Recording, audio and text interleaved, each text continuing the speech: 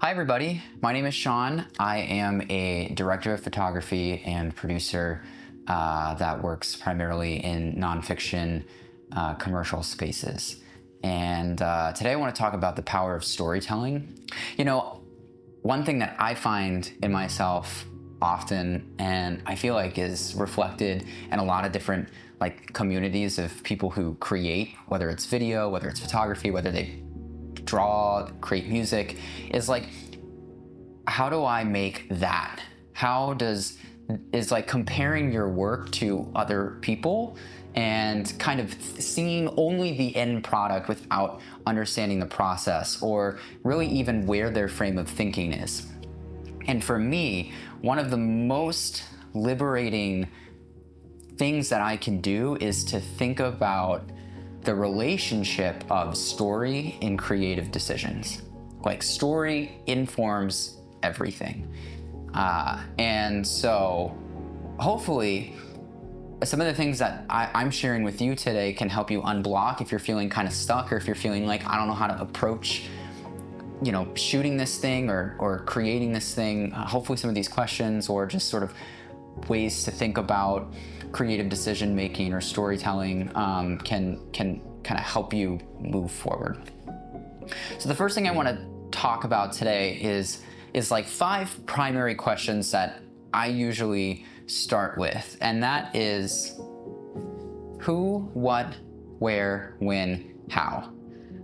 So who's your story for? What is your story about? Where is it taking place? When is it taking place? And how does the story work together? Just sort of thinking about these 5 questions, I think, is a really good starting place for why are you making the creative choices that you're making? What does perspective play? What is it about the world that you're trying to create that can be shown rather than told through choices that you're making? And these are really, it's really easy to overthink these questions, really easy to kind of philosophize or I don't know, get stuck in trying to, what is how? And I just start simply, and a lot of things can grow from simple ideas. So starting simple and letting things kind of flourish from there. The other thing that I think is really important in story, and especially in defining how not just your characters move through the world that you're telling, and this is true for nonfiction, this is true for commercial work, this is true for narrative work. How does your character move through the world? And that is often defined by conflict. So conflict, and I think a loose definition of conflict really is what is the obstacle that the world, the people in the world, the story has to go through to reach a resolution? And conflict can kind of branch out and be a bunch of different things, but I think all good stories have conflict, and conflict can help you create, there's different philosophies on this, right? But our character is shown, our personal character is shown or revealed through the obstacles that they face. So you sort of think about conflict. So first of all, you think about your story as an empty marble slate, right? Conflict is going to help shed parts of that marble away, which will define your character. So your character is defined through how they deal with conflict. And thus, conflict helps transform your character, helps them go through that journey that they're going through of growth that they need to from point A to point B or point C towards the end or resolution. Everything has conflict, and I think if you allow yourself to create something without conflict, it's really just pretty with no effect. So think about what the problem is. And the other part of that is don't tell us a problem, show us a problem, show us conflict. There's a lot of really interesting world building that can be done through thinking about conflict. that can inform things like framing, composition, pacing, how you shoot it. Is it stable? Is it not stable? How do you light things? The other thing that I think this kind of leads into is really creating a universe for your story to take place in, and creating a universe versus capturing a universe, or sort of helping invite the viewer into the world of the universe, are things as a cinematographer or a DP that I'm trying to be intentional about, right? If I know that the inner life of my character is claustrophobic, or feeling tense, or feeling sort of overwhelmed, they feel like an underdog, then my job as the DP is to help visually show that inner life, right? Because we can't read the minds of people. Show that inner life in the visual language to help the person who's watching that feel that emotion, right? So if I know that my character is feeling claustrophobic, and I'm gonna keep my framing tight. Or maybe I'll obstruct part of the vision with something in the foreground. Or maybe I will isolate lighting so that it's just them and they're feeling alienated or ostracized. Inversely, if I know that my person is feeling great, they are in power, they're in control of their situation, and this is a real change of their theatrical journey, or there's a revelation, then like there's a different kind of movement that can accompany that. Maybe it's really tight on them and I'm sort of slowly pushing in as gears are turning and thoughts are sort of coming to them. There's a role for motion, there's a role for perspective, there's a role for lighting. And I think as a DP, that's sort of some of the things you want to think about why those choices are being made. It's not, there's kind of a process to it, but there's a reason for why things are tight, or there's a reason for why things are lit a certain way. What effect is it eliciting, and what is it reflecting of the world that the director may be trying to build, or the writer may be trying to build? It's okay for you to have a point of view as an artist. I think that's probably normal. And it's also okay for that point of view to change with your story. I think that there's actually something to say about the relationship that a camera has to a story or the character or the world.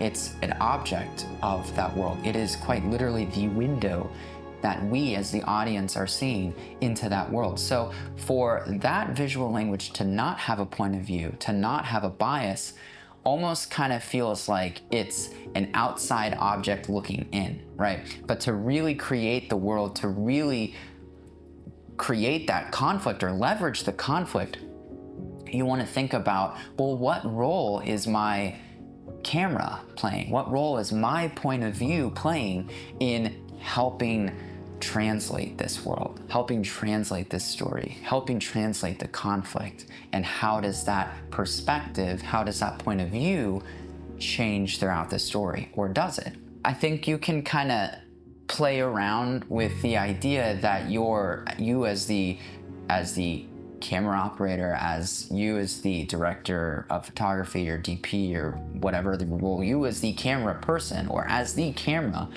has a role to play in behaving in the environment that the story is taking place, or as an extension to the story. And I think the other thing that I think is really fun and nuanced, and obviously depends on your approach, but when working with either actors or characters that you have in a documentary setting, I think it's okay to have people in scenes play an objective. In real life, not everything we do is attached to an objective. But when we're watching a documentary, or when we're watching a short film or a movie, there's a reason why we are watching what we're watching. Otherwise, why is it in the film? So I think a really simple thing to think about is, what is the objective of this scene? What is the objective of the person in this scene? What do they want, and what is it in the environment around them or the world around them that they are reacting to that makes them want this thing, right? Because it's really difficult to kind of say, well, I want to be happy. First of all, how are you going to do that? But second, what is it, like, we react to things and that forms our perspective, that forms our opinions, that forms, a lot of cases, our material conditions or our material wants, or prompts us to want to change things about our lives. So I think it's important to also include that end, not only so that your actors or your characters have something to react to, but because it helps the story be more specific. It helps attach that person's actions to a need, to a desire to change something or a desire to pursue something, and reconnects you as the filmmaker, as the DP, as the director, whoever, back into why this story is being told. Why is this scene important? And what does it do to help push that story forward? And I think that it always helps to be specific with verbs, right? Again, you don't have to pontificate like, I want to change the world. No, I think it can be really specific. Like, I think it can be, for example, I want to get a job. Okay, let's decipher that.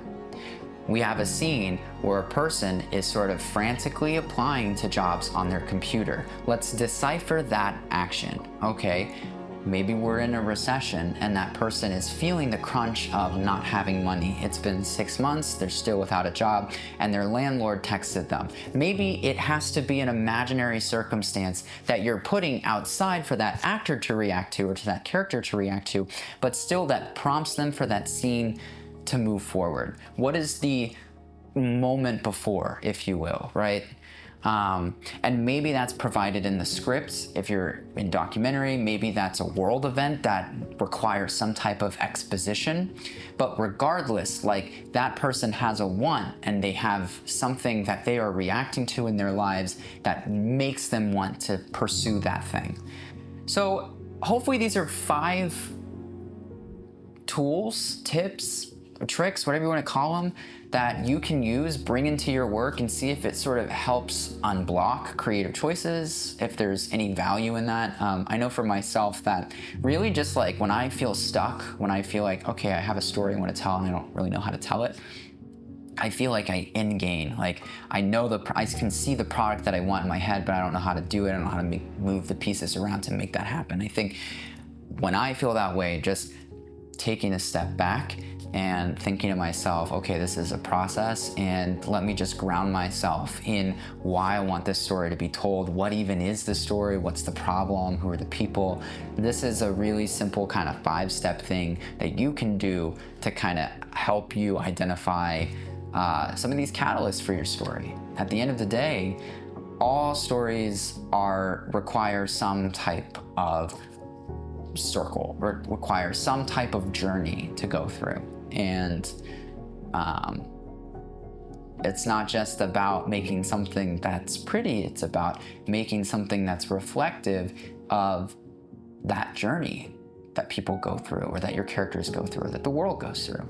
So anyway, I hope you find this valuable. If not, if you did, like it, subscribe. I'm hoping to kind of be more regular with posting on YouTube, and I said that last time and then it was like a year, so we'll see. But yeah, I've just really enjoyed being able to reflect in my own process and kind of share recently things that have helped me that I feel like I don't always see people talking about in YouTube communities. And as somebody who is not trained, or as somebody who didn't go to film school or anything like that, like, I look to other sort of public sources of information and expertise to also try new ideas, or to play around in my own work, or to take back in my own work.